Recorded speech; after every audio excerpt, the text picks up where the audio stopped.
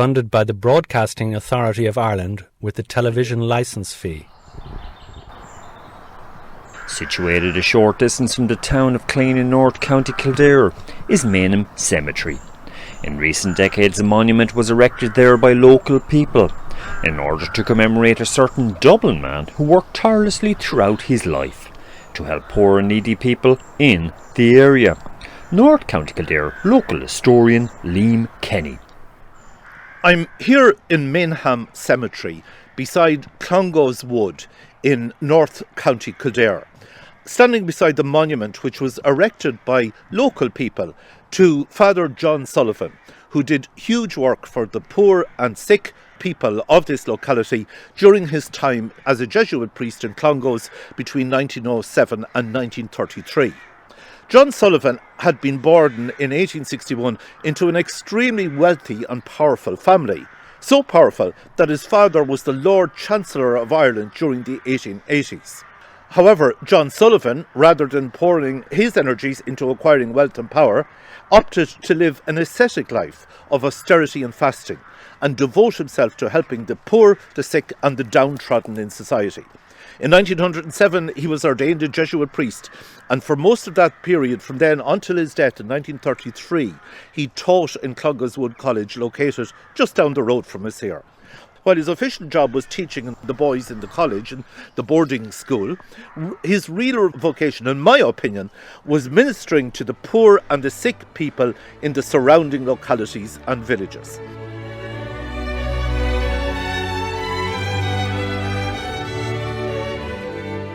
John Sullivan, he joined the teaching staff of Clongowes Wood College, and he was a man who never drove, and he cycled around to various houses where he would be called upon.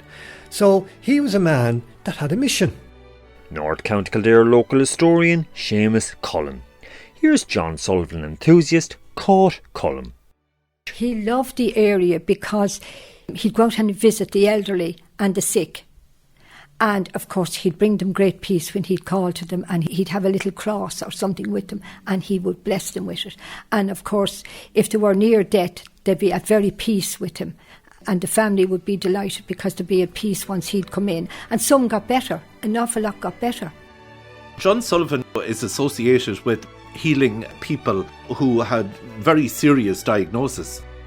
I think he was a fantastic man, helping people. You know, if he had something, he gave it to them, he blessed them, and he prayed for them. And I mean, what better can you ask for in life if you have someone like that?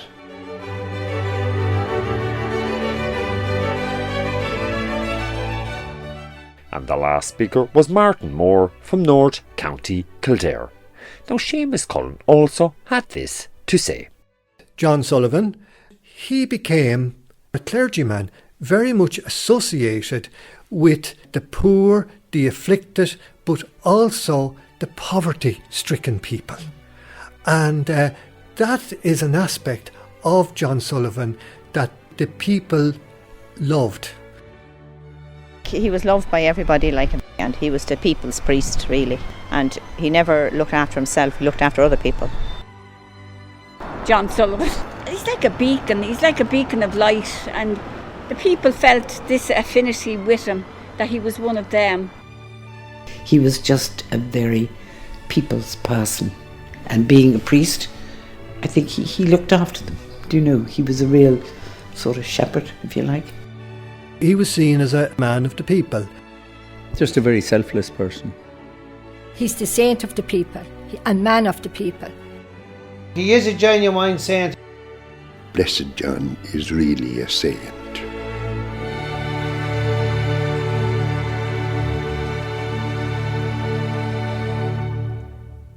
And before we hear more about Father John Sullivan's inspirational life example, first we need to investigate his roots. Father Michael Scheele, current rector of Clongowes Wood College in North County Kildare. John Sullivan, he was born in 1861 in Dublin. His father was a barrister to become future Lord Chancellor, and it was a marriage, an interfaith marriage. The mother was Catholic and the father was Church of Ireland, and so in those days the son was baptised in the religion of the father and the daughter in the mother's. So John was baptised in St George's Church in Temple Street in Dublin, and they lived in Eccles Street, and he did his secondary school in Portora, Royal School in Enniskillen. So John went to Trinity, where he seemingly had a brilliant career, and he was destined to be a barrister like his father. So what kind of social life did the young John Sullivan lead? County Kildare local historian Liam Kenny. Well, the impression we get of accounts of the young John Sullivan, and by this time his family had moved to Fitzwilliam Square in Dublin, was of a man who enjoyed all the, if you like, social circles and the social amenities that being the son of an upper class family provided. And he socialised with the young people, if you like, male and female of his class and so on, and was renowned for always, dressing very well and keeping up with the male fashions of the time. He was said to have been the best dressed man in Dublin at one stage. John Sullivan himself was a fascinating man. He came from a very wealthy, well-off background. He used to dress like a dandy, and he lived the high life. John Sullivan enthusiast Margaret Becker. Here's Liam Kenny once again. As he went on a little bit in years, there was some hints that he became somewhat more contemplative than would be the case for his peers generally, and so on. And there were a number of incidents. He lost his brother in a drowning accident, a boating accident in Dublin Bay, and his body was never found. And that drowning incident occurred in the year 1877. Another tragic event that had a devastating effect on John Sullivan was the sudden death of his father, Sir Edward Sullivan, in 1885. Subsequently, John Sullivan did some travelling in Europe. Liam Kenny. Later then, John Sullivan took off on the grand tour of Europe, and for part of this spent a number of months with the monks in the monastery of Mount Athos in Greece, and so on. And that period of, I suppose, a prayerful life seems to have influenced his character as he emerged into adulthood. Right, okay, and he spent time in Mount Athos, so he kind of, Liam, he was searching, I think that's the word. Yes, yes, he was searching for a direction. His normal career path, basically following that of his father, was that he had studied law, and he had moved to London and, became part of a practice there. But in fact, he seems to have practiced very little, in fact, in law. And then, many people, including his own family, were quite surprised when in 1896 he quite quickly converted from Anglicanism to Catholicism. So what perhaps motivated John Sullivan to convert to Roman Catholicism? Father Barney McGuckian, Vice-Rector of Clongowes Wood College. John was very close to his mother, and he was inspired by St Augustine, who called a famous mother Monica, and he actually felt it was his own mother's prayers, John Sullivan, that brought about his way into Catholicism.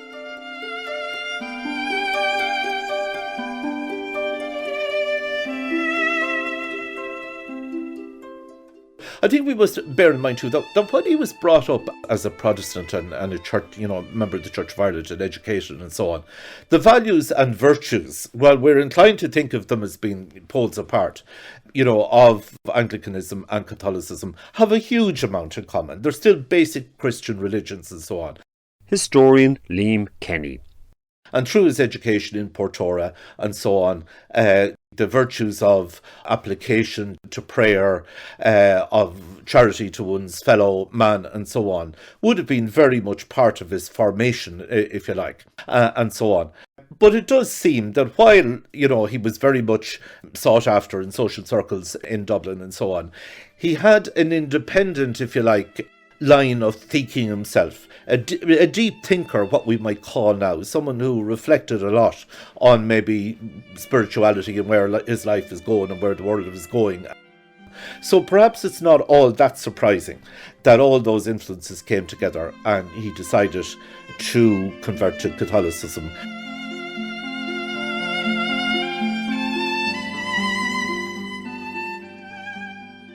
In 1900, just a few years after his conversion to Catholicism, John Sullivan announced to his family and friends that he was joining the Jesuits and becoming a priest. The Jesuits, also known as the Society of Jesus, is a Catholic religious order headquartered in Rome and founded by Ignatius of Loyola and several of his companions in 1540. So why did John Sullivan choose the Jesuits?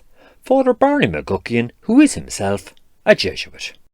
In the days before he actually joined the Jesuits, I've read that Father James Cullen, the founder of the Messenger and the Pioneer Association, visited their home very, very frequently, and possibly that was an influence. He was deciding where he was going to go, and as a result of his prayer, he decided to opt for the Society of Jesus.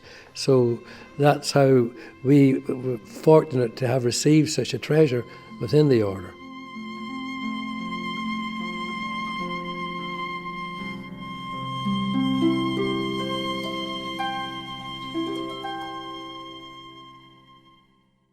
After several years of training, John Sullivan eventually took his priestly vows in the year 1907.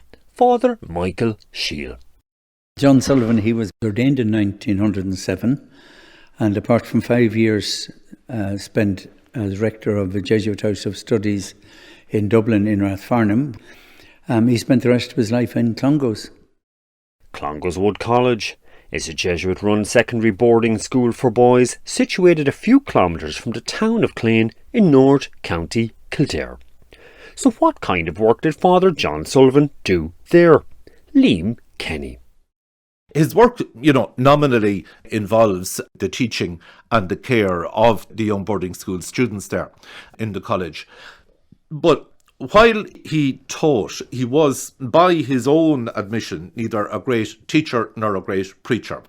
And he spent much of his life on missions of mercy to ordinary people living in the environs of Clongowes, the parishes of North Kildare. And if there was somebody in difficulty, medical difficulty or welfare difficulty or so on, John Sullivan quietly, unobtrusively would visit. And we're talking about, a very, very rural setting and so on in the Ireland of the early 1900s into the 1920s and 30s, would visit their modest houses, maybe thatched houses and so on, would pray with an afflicted person, or maybe bring some small comforts or supplies or whatever to tide people over another week. He was happy in Clongowes. He was teaching in the college, and he had his spiritual mission outside the college. Outreach, for want of a better word. Absolutely. Visiting houses, cycling on his bicycle to where there was a sick person, and giving spiritual assistance to the needy, but also people who were poverty-stricken, to assisting people who were poverty-stricken, and also assisting the poor, people who were homeless, for instance. He himself was from a very wealthy upbringing himself, and now he had come full circle, I suppose. North County Kildare historian Seamus Cullen. Here's Brother Charlie O'Connor of Clongowes Wood College. He helped the poor an awful lot, and he went out on his bicycle. If there was someone sick 10 miles away, it was no problem to him. And even if there was someone sick in Vincent's Hospital, it was on the bike he went to, So he was really a hard man himself, but that was all of his holiness, He was a man for others.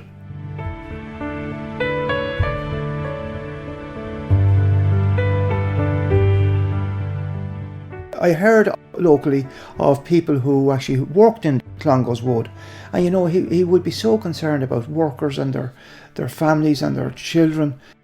John Sullivan enthusiast Dermot Flood from North County Kildare. Now, Father John, he wasn't a man to talk to them, apparently, you know, like in a sense of trivial conversation. But if he was aware of any issue in a family or a community, he did an awful lot of work. Again, so quietly, like he just come along to issue help and guidance and support, which is so important. I mean, like, I suppose, I'm not criticising clergy, but perhaps, you know, they've their duty to do. They will come and they'll bless you and they go. But I think Father John looked deeper at what was in a person's heart, and particularly their well-being. It mightn't have been a religious well-being, but to their actual physical well-being. And people saw that this concern was so genuine.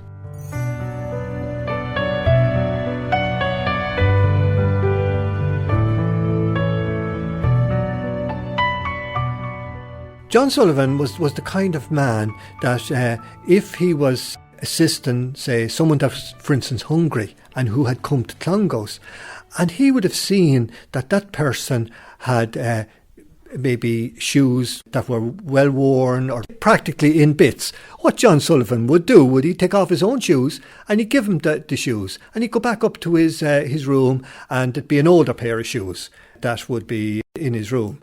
Historian Seamus Cullen. Here's Liam Kenny. For a man who came from a privileged background and at one stage had the best wardrobe in Dublin, during his priestly life, he wore virtually the same old, black clothes for years. And it was just a factor of his complete lack of interest in material things, in appearances and so on. It was prayer and charity were the focus of his life.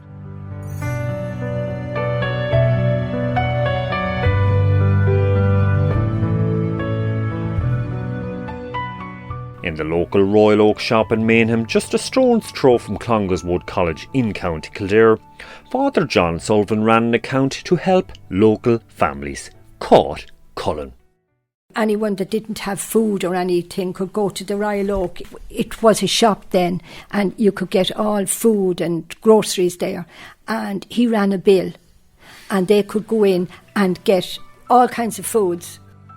But these would be people that would only go in and get the normal, it was probably to feed their children. And he'd say, put it down on my bill, and then he would pay every month for it.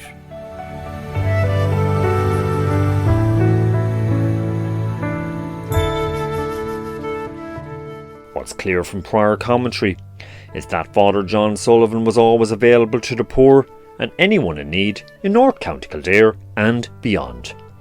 He was especially kind to the travellers who used to camp in the neighbourhood of Clongowes. They referred to him as the Holy Priest.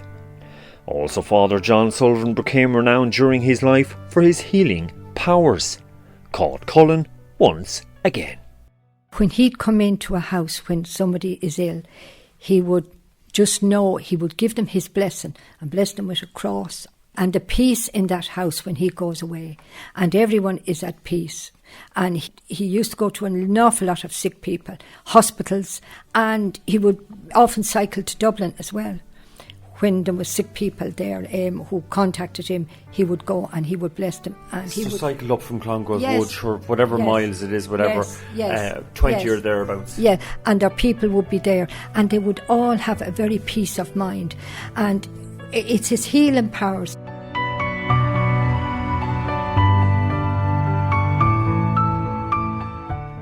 There are countless stories of Father John Sullivan curing people of serious illness. Here's Father Barney McGuckian to share one such story which occurred in 1928.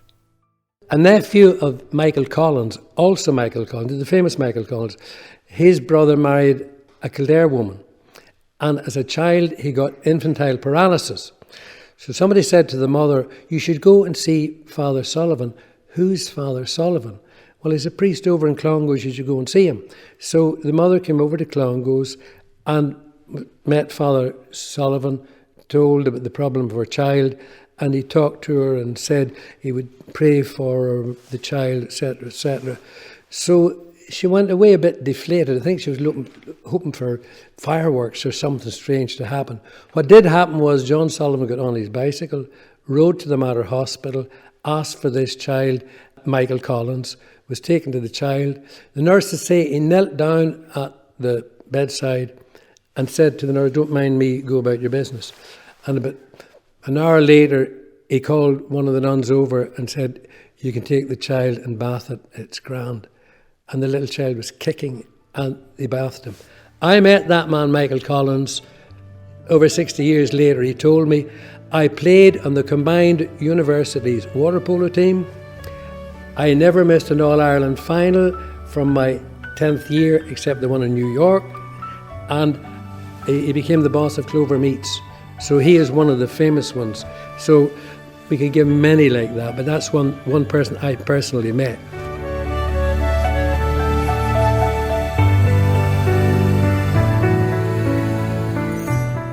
Also in Father John Sullivan's life, there were instances in which he seemed to secure for sick people the gift of freedom from physical pain or mental suffering, even though a cure did not follow.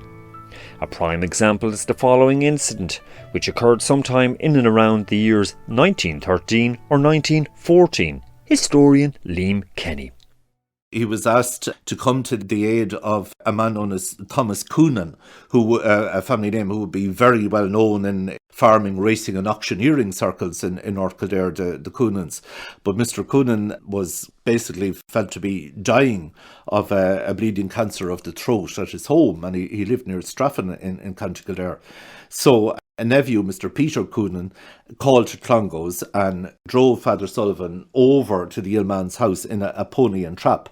And when they got there, they could hear that the sick man, he was shouting, if you like, in terrible pain. Father Sullivan prayed over him for a considerable time. And then Father Sullivan got up to leave and he said, "Goodbye, Tom, and I promise you one thing, you won't suffer anymore."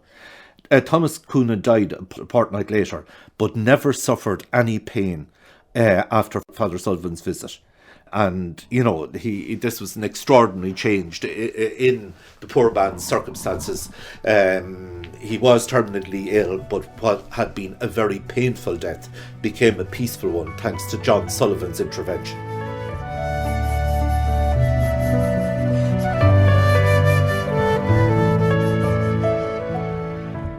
And Father Barney McGuckian also had this John Sullivan healing story to divulge. Well, there was one man, he was in his 90s, and apparently as a child in the 1920s, he was a boy of 9 or 10 and he was only 4 stone. They assumed he was going to die, so the doctor said, "Your only hope is Father Sullivan," because he had this reputation for holiness. So he said there was a local publican who had an old car. And he went over in the car and brought Father Sullivan through the snow. And he said, "My father carried me down on a white sheet." And Father Sullivan was in the house. And I asked him, "Well, what did he do?" "Well," he said, "a lot of prayers." And then he started rubbing my head. And then he says to the people, "He'll be the hardiest one of all of yous." There he was, in his 90s.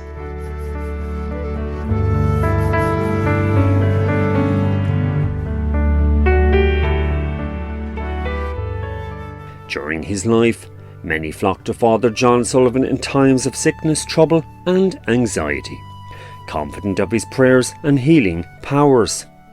Although Father John Sullivan died way back in the year 1933, that confidence still continues among many people in our modern times, especially concerning holy crosses which once belonged to the holy man. I'm Mary Moore. Now, Mary, we're doing a documentary on Father John Sullivan. What's your own angle on this remarkable man? Well, it all started when our daughter was born in 1985.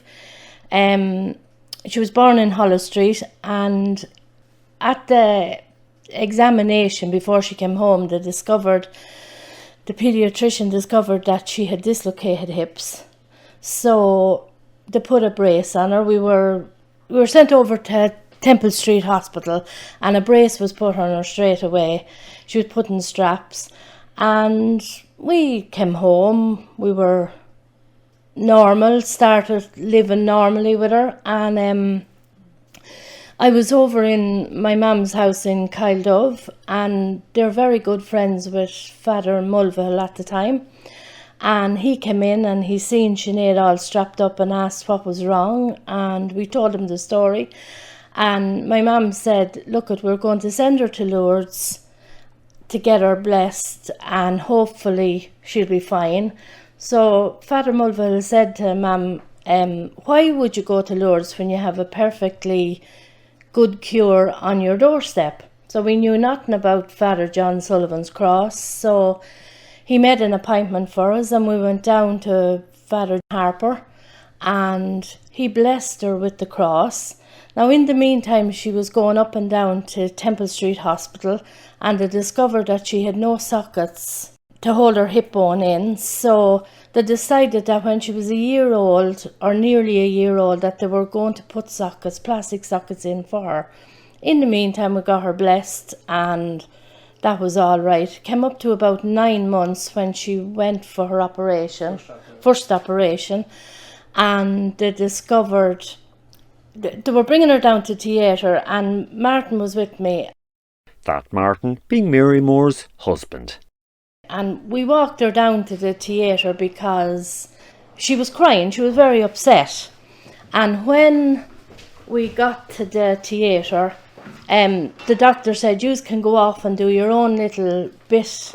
He said, we're going to wait here. Martin said, we're not going to go away, we're going to wait here, because she was so upset.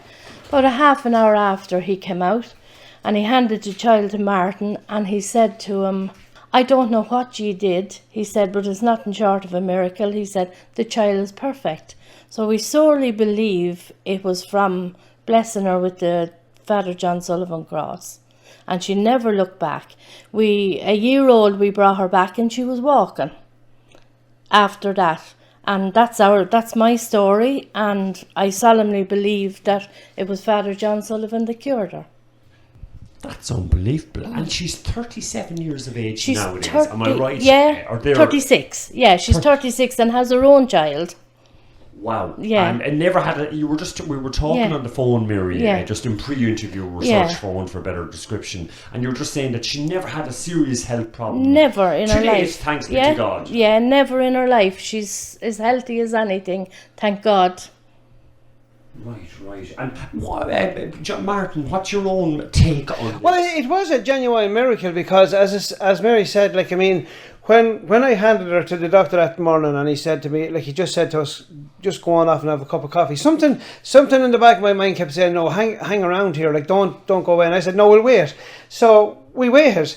And as Mary said, a half an hour went by and he came back out. Now, poor little Sinead was in an office there crying because she was leaving her daddy. But he came back out and he handed it to me. And he just stood looking at me. He says, I genuinely don't know what to say to you. He says, but this is nothing short of a miracle. He says, she's perfect. She needs nothing. She doesn't need nothing.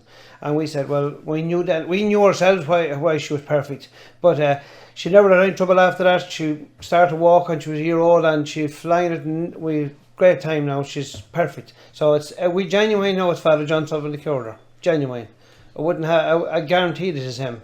You know, and I've sent loads of people to John Sullivan, and there is one other case where I sent a woman the same thing, but unfortunately I just can't remember where it was in Clane. But her baby, I remember going to the door, because I used to be a milkman, and when I seen the little baby and she all in plaster Paris, I said, what's wrong with your little child? And she says, she has dislocated hips.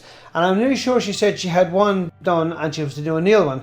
And I said, do you believe in cures and that? And she says, of course I do. And I said, well, there's one across the road there, Father John Sullivan, get her blessed.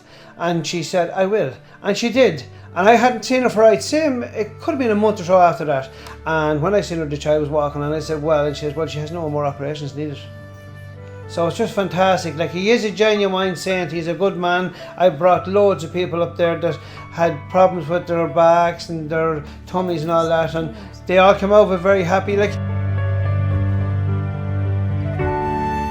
Father John Sullivan, as long as I'm alive, as the fellow says, I'll believe in him and keep believing him. And he looked after our daughter, he cured her, and I'll never thank him enough for it.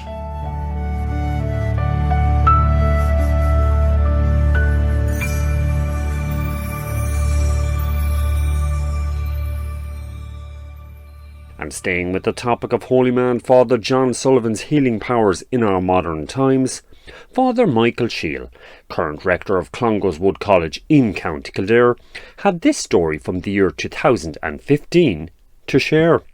The brother of one of the men on the house staff had a brain tumour or something, and he was up in Beaumont Hospital, and this man, a friend on the staff, asked me would I come up and give him the blessing with the cross. So he drove me up, and I went in, and there was intensive care, and there were tubes in and out of the poor man. His family were saying goodbye to him because the doctors had told them that if he didn't improve by the morning, they were going to turn off the machine.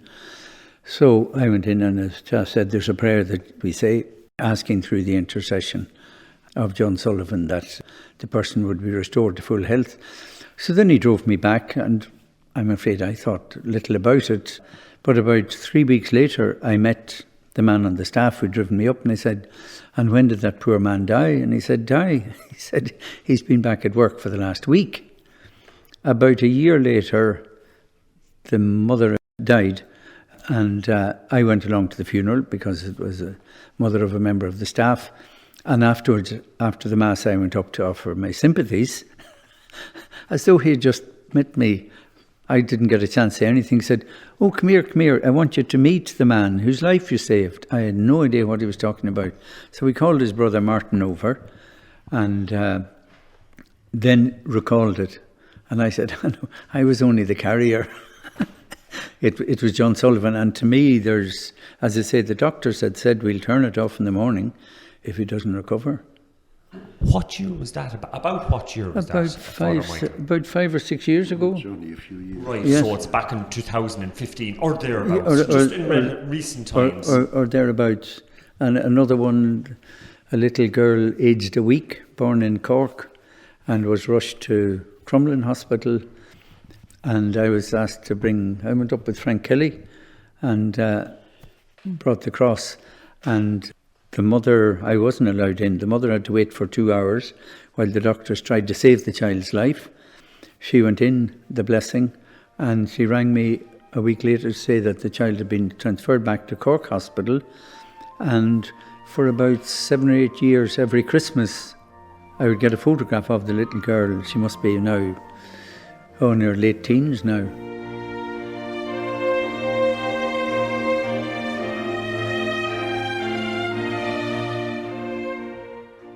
We could be talking about John Sullivan until the cows come home. We could be talking about cures, and we could be talking about some who have got some relief or whatever. But it all boils down to one thing: hope. North County Kildare historian Seamus Cullen. If a person has a terminal illness and they know the inevitable, but with John Sullivan, there's hope, okay? And that takes over their life.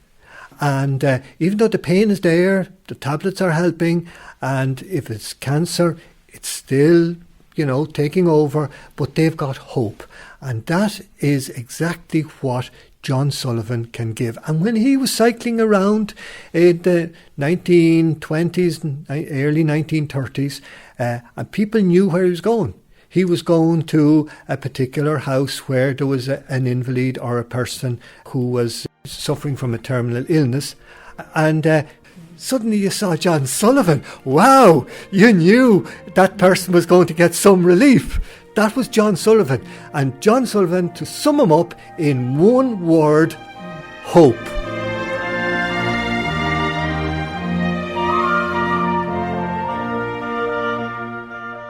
John Sullivan represented hope. John Sullivan was the beacon. It was light. It was hope. It was everything that you wanted. Here was a holy man. Here was a healing man.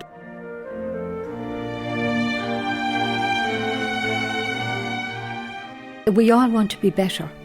That if we get sick, we think we're going to die, or we're sick for a long time and we can't do our work. So if we hear of somebody like Father John Sullivan, he'll help us get better.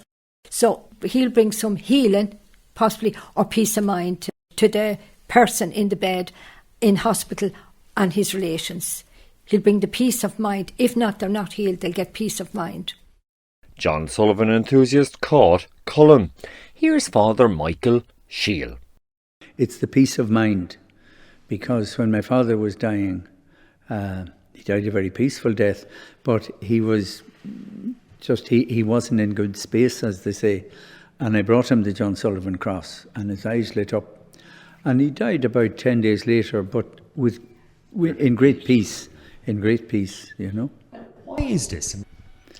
I can call it holiness, which science cannot, it's one of the elements that science cannot examine and prove or disprove.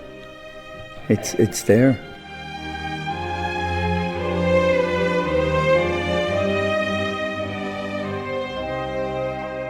During his life, Father John Sullivan always had a deep desire to dedicate himself to a more profound holiness.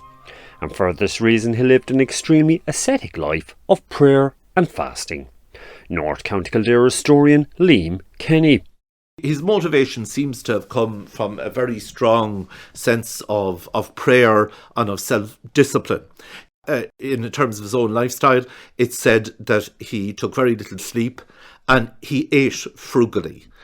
So, if you like, he mortified his own flesh, if you like, to fortify him for his ministry of healing in what was a very difficult Ireland of that time.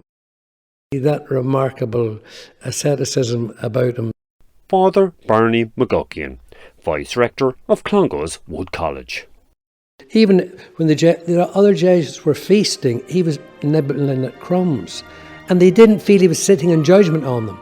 They enjoyed their meal, and they let him nibble at the crumbs. And that was just the reality of it, that he took this thing of death to yourself very, very seriously.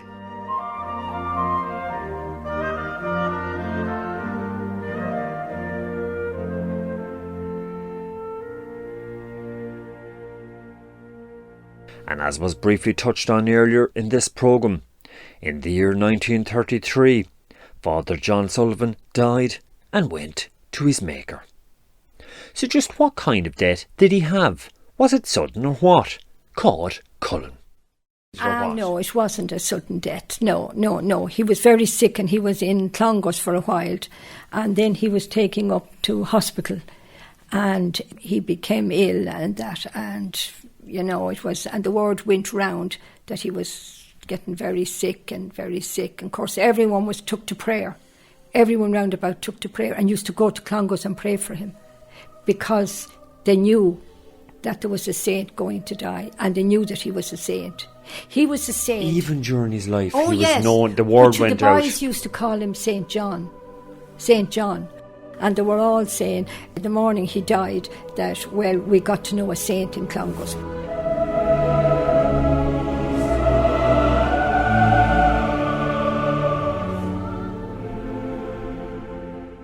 So how did Father John Sullivan's funeral go? Liam Kenny. Father Sullivan was interred in the Jesuit College Community Cemetery, which is a very tranquil, enclosed woodland off the great lime tree avenue down to Clongowes. And he was buried there with other Jesuit confreres, other Jesuit priests, their graves marked off by black metal crosses with their names and so on painted on them. And he was, interred shortly after his death in 1933. Now, from the late 30s, not all that long after his death indeed, from the late 30s onwards and through into the 50s, the movement began to say, look, here was a holy man, here was a healing man that lived among us, and his life of service and of prayer should be recognised. So the movement began to try and interest Rome in recognising him, if not on the path to full canonisation, at least on some of the steps in that direction. And it was felt in 1960 by the church authorities promoting his cause for canonisation that if his remains were translated to Gardiner Street Church on the north side of Dublin, his memory would be brought to the forefront of people in the capital, including the long-standing worshipping community of Gardiner Street Jesuit Church and so on. And so it came to pass that on a winter's day in 1960, his body was exhumed and so on, and with great formality, a second, if you like, funeral procession left from Clongowes for Dublin. And subsequently Father John Sullivan's remains were entombed in St. Francis Xavier Church in Gardiner Street in Dublin City, which is popularly known as Gardiner Street Church. Recently I visited that church, and here's how I got on there. I'm here now outside beautiful Francis Xavier Church in the Gardiner Street in the heart of Dublin City.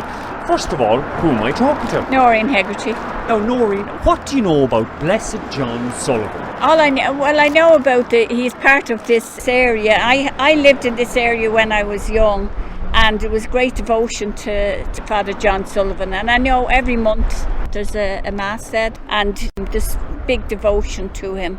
And hopefully, because he's a blessed, he'd become a saint. And why was there a huge devotion to him, Noreen, in your opinion? I think he was part of them, because he was part of the Jesuits as well. He was part of this whole community. I mean, years ago, this community of Jesuits were there for the people, and there wasn't much around for the people of this area, like Dorset Street, Gardiner Street, even further afield. And Father John Sullivan was like a beacon, that they could come and they were welcomed here, and they could come in and light their candles and leave their petitions or whatever they wanted to do. But there is, it's years gone for John Sullivan, years. This has been happening, that there's been so many, such devotion to him. In the year 2017, Father John Sullivan was beatified by the Catholic Church and declared blessed.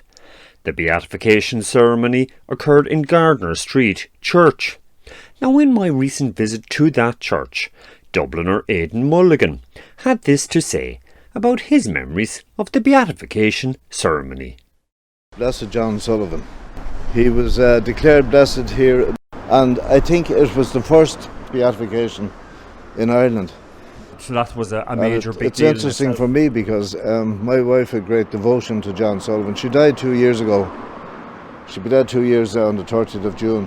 But she was actually in hospital, in the Mater Hospital, with an illness at the time of his beatification, and she insisted, right go wrong, that she was going to discharge herself from the hospital that morning to come to be at the beatification.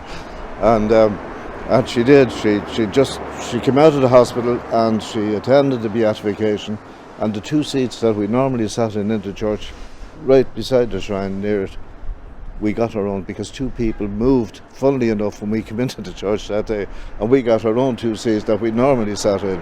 And when the beatification was over there, she went back to the Mater Hospital and she was happy as Larry. Yes, so with good devotion. I'd say kind of that was special, and unbelievable, because the church was packed that day. Is what I was being told. Oh, absolutely so, packed. To actually get the two seats that we normally got, yeah, it was incredible, yeah, it was. So yeah, with great devotion to John Sullivan. Throughout modern Ireland, many people have a huge devotion to Father John Sullivan, in particular in places like Clane and Clongowes in North County Kildare. Lily Fawn is my name, from Clane, and I go for walks here over in Clongowes all the time. But my father, here in Clongowes at the moment, Lily. Lily, in Clongowes, yeah. And my father went to him years and years ago, and he was a child. John Sullivan, yeah. Father John Sullivan. He was blessed by him as a child, and he used to suffer with sore throats all the time. So after that he was cured and never suffered again with another sore throat ever again. Never ever had a sore throat again in his life, and he lived till he was 87. And then my husband wasn't well there a while back, and we blessed him with a John Sullivan relic, and we believe that it was the relic that brought him out of a nursing home. Are you for real, Lily? It was that? Well, he was very bad now, he really was. They didn't know what was wrong with him, but they could never pinpoint what was wrong with him, but he just wasn't who he was. And he came out of the nursing home, and he's home now. Father John Sullivan, There's a lot of people now that love him. I know loads of people that love him, always loved him. And kind of the go in visit is great. If where he used to be, he's not there anymore, so he's in Gardner Street now, so he was brought home,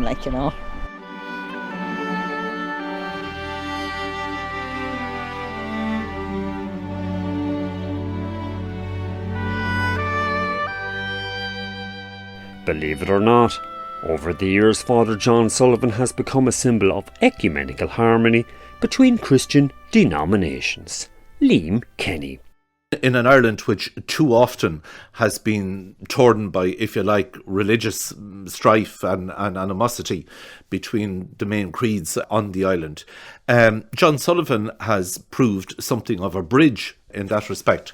And since the announcement first of his being declared venerable and then being declared blessed, the Archbishop of Dublin, Michael Jackson, Church of Ireland Archbishop of Dublin, has spoken in very high terms of John Sullivan and of his ministry, and points out that they're, proud that he had at least some of his spiritual thinking formed in the Protestant tradition.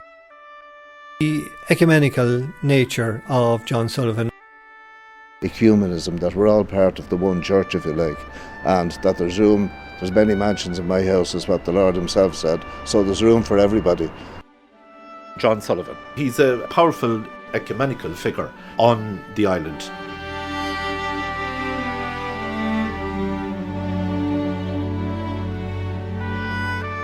Throughout his life, Father John Sullivan was a friend to the poor, the sick, and anyone in need. The attractive power of his story and his holiness continues to inspire countless people in our modern times. So what is his ultimate legacy? Father Michael Scheele of Clongowes Wood College.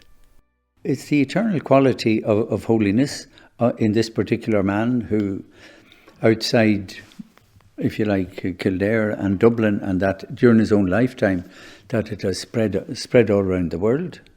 And I would say that's his legacy, that goodness knows no bounds. His legacy lives on in the Jesuits and their work, in the boys educated at Clongowes, and in the people of this North Kildare locality, many of whom will keep keepsakes, keep little prayer cards and so on associated with John Sullivan. So he's one of these quiet, I suppose, reservoirs of spirituality, not talked about very much, but they're in the background and providing a certain sense, I suppose, of spiritual stability in an Ireland that's changing very much under so many other headings. Historian Liam Kenny. And concerning the holy man, Father John Sullivan, well, I'm going to leave the last word on him with Dermot Flood and various other John Sullivan enthusiasts. Father John Sullivan's legacy lives on in the sense that people still look to him for support, especially if they're in need. Father John Sullivan, he helped a lot of people and is still helping people to this day, even now. Father John Sullivan, he died in 1933 and he's still curing people to this day. He's the saint of the people and man of the people. He is a genuine saint. Blessed John is really a saint.